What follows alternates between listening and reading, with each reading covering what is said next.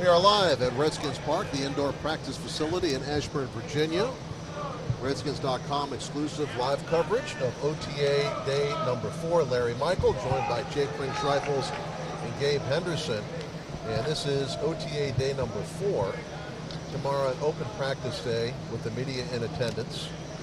This is exclusive coverage of day 4 of the OTAs. The only place to see this is right here, right now, with the Redskins Broadcast Network. And as we take a look at this, I'm going to ask Asa to swing that camera to the left and check out the players on the sideline. On the far sideline, you see a group of players standing by as they run through some plays, which we will not show you here on Redskins.com. You're going to have to come, remember, the regular media tomorrow, I guess, to see that. Right, Jake? Right.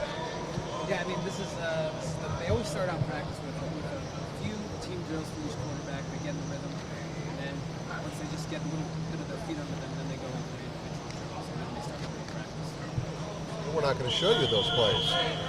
Tonight on Redskins Nation, you're going to see Chris Cooley talking about the installation of plays, and Gabe Henderson is with us, and that is, simply put, page by page of the playbook is put onto the field for execution.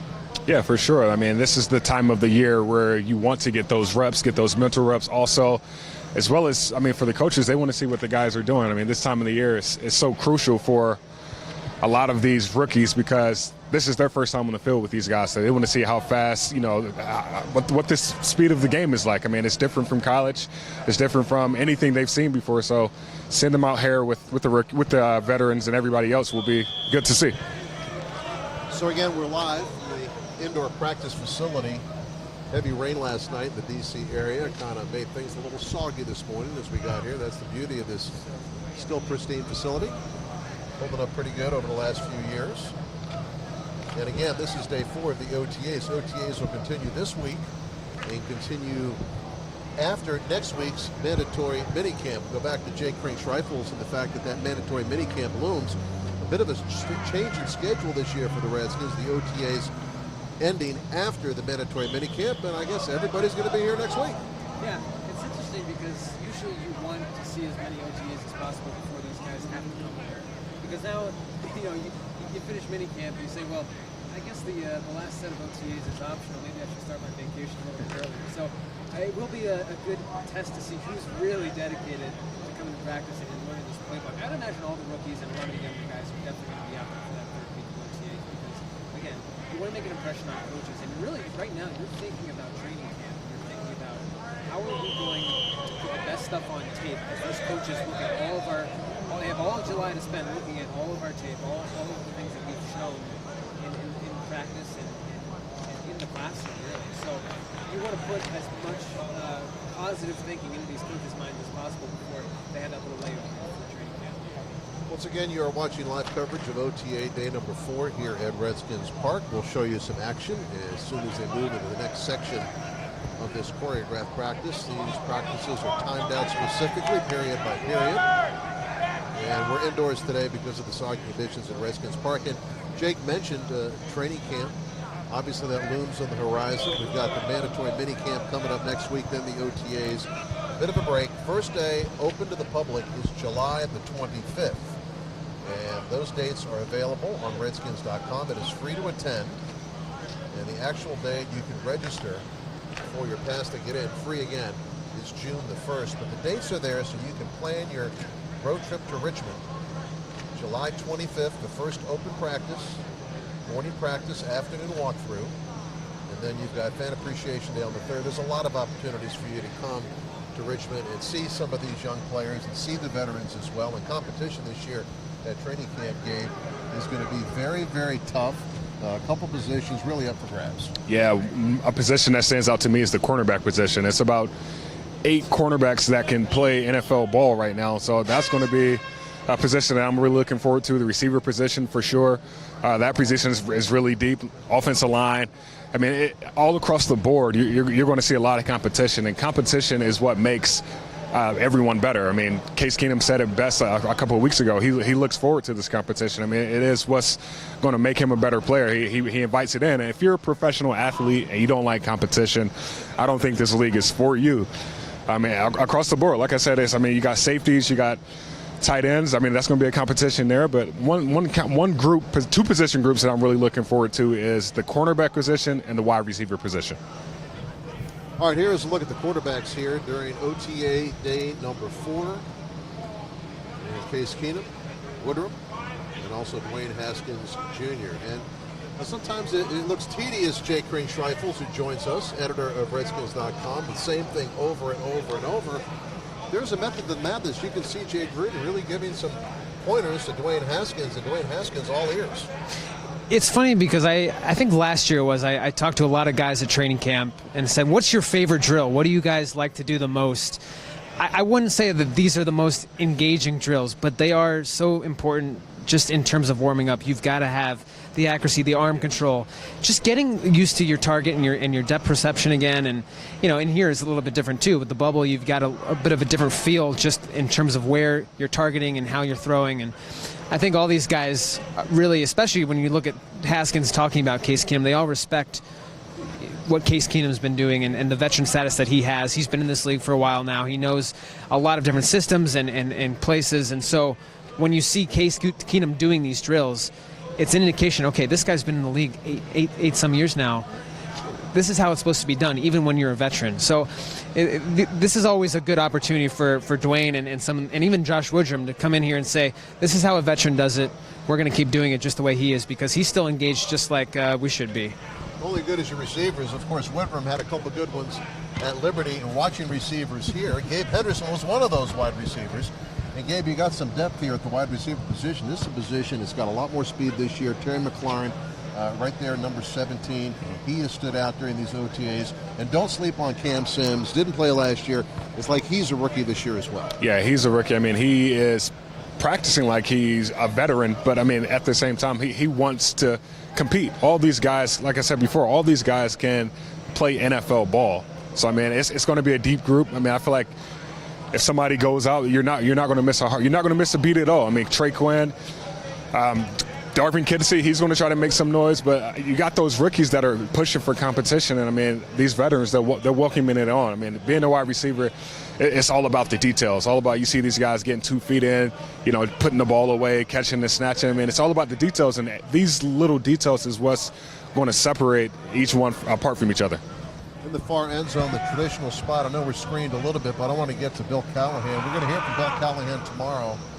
His interview with Chloe Tressman. Actually, that is now available on Redskins.com. You'll see it on Redskins Nation tomorrow. It may be a little tough to see, but Jake, he's got some young offensive linemen. I think he's kind of thriving on the fact he's got some young guys there who's going to try to mold. They're going to have to be ready to play this year. Well, it seems like they've had to be ready to play every year, and it's one of the things that I think really keeps driving Bill Callahan is the fact that these portions you don't get to see Trent Williams a lot. He's off in Houston doing his thing with Adrian Peterson. Usually doesn't come to OTAs as much as some of these younger guys. You've got an opportunity really to really mold and see what these guys have got before training camp begins and really get a bearing and sense of, okay, this is how I think we should line these guys up at tackle, up guard, because there's a lot of guys on this roster right now that can play both positions. And so a lot of this time is a really good opportunity for Bill to really see, okay, I think this guy makes more sense at left guard, right guard than he does at tackle. I like his speed and pacing off the side as protecting the blind side here as opposed to the right side. So there are, I think, a lot of benefits to having these young guys here, and many names that not many people will know, but come training camp, as Bill has a better sense of what they can bring, I think it's going to be really beneficial this time period he has with them. Day 4 of the OTAs. Now Asa will swing it around. You get to the far corner. You've got defensive linemen tucked away in the far corner, left corner, if you could. You got your defensive lineman down there with Jim Tomsula.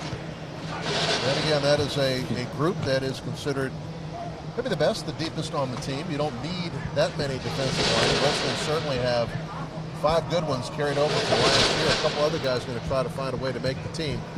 Caleb Brantley is somebody who's impressed me. He's the one guy that nobody talks about. He played a little bit midway through last year. Caleb Brantley, former high pick, and he has bided his time. He's been very patient. That's a tough group to crack into.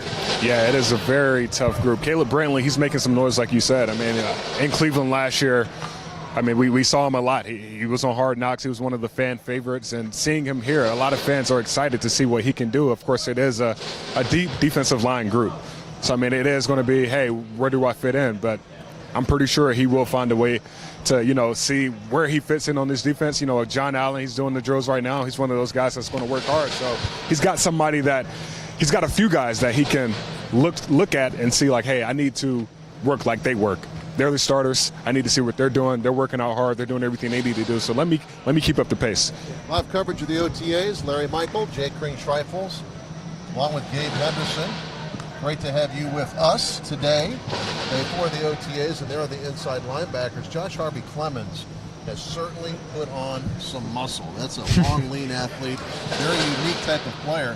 And this year especially, there is a need for him to step up at one of those inside linebacker positions. Yeah, he's played the dime linebacker position primarily and a lot of special teams, and that's really been his forte for this team the last couple of years.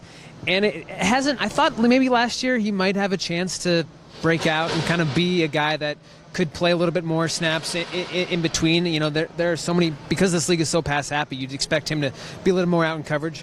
They didn't really have that opportunity, but I do think the more he gets going and with this defense, you're going to be able to see him play a little bit more into some sub packages. And I think just because this group right now is a little hurting with Reuben Foster out, they've just signed John Bostic, so he's going to get a chance to really acclimate to this defense. But I look at Rob Ryan, and I think this guy, who has been out of the league for the last 2 years, is a really helpful guy for a lot of these younger players. You got Cole Holcomb as well. Sean Dion Hamilton still in his second year. I think he's really going to help. He's been dying to get back into football. And that's one of the great things about Rob Ryan. He's been around so many places. He's seen so many different kinds of players and defenses and schemes.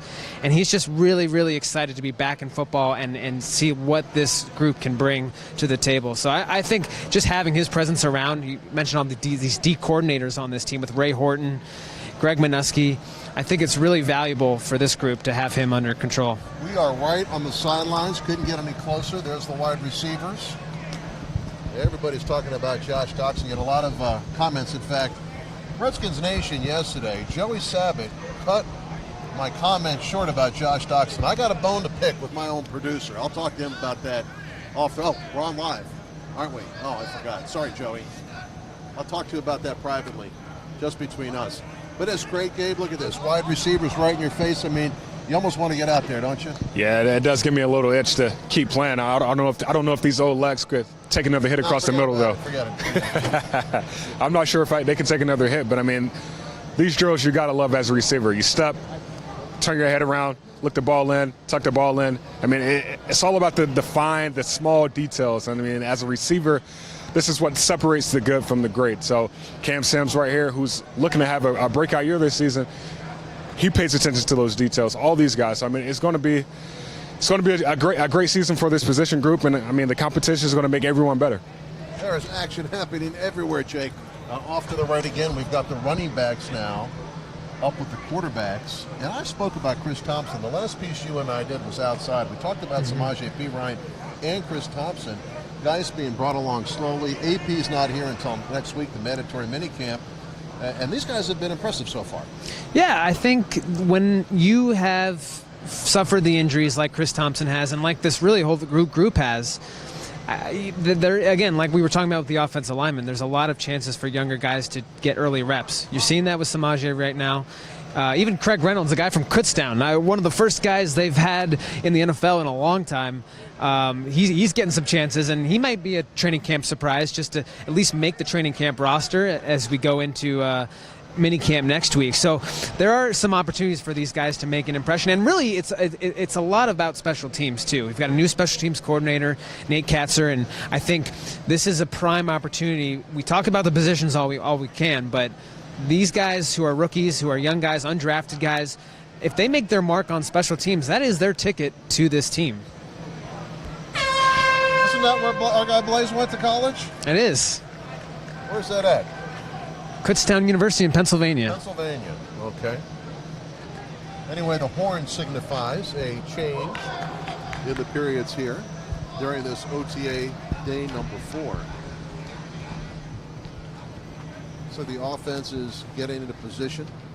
to switch the drills as things move on here, period number 3. Hope you're enjoying this live stream. We had some great comments about our live coverage of the OTAs. First time we had ever done that here at Redskins.com. And here we go right in front of us, the offensive line with Bill Callahan. Again, you could not get any closer here. And for Callahan, his conversation with Chloe Tressman, it's available at Redskins.com. He's very excited about the young players because he knows they need to be ready to play when the season rolls around. There is Wes Martin, draft pick out of Indiana, right there, number 78. He's one of the players he's talking about. Yeah, Wes Martin, he's going to live up to the challenge. I mean, that's what he said. He loves being a professional athlete, and one of the big things that stands out to him is just the style of play. He loves Coach Callahan. He said he's learned more from Coach Callahan than he's learned ever. So, I mean, you know what Coach Callahan brings to the table. So, I mean, it's just a fact of, being a sponge, learning from those guys. I mean, Trent Williams will be here next week.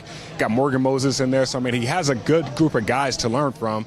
But at the same time, he's getting ready to play. This is his training camp right now. This is his Richmond training camp because this is when it starts. I mean, once Richmond comes, once he goes down to Richmond, it's going to be, pads on and, to the point. But right now is the time where he's learning and the time that he's getting all the mental reps and the reps that he needs to take.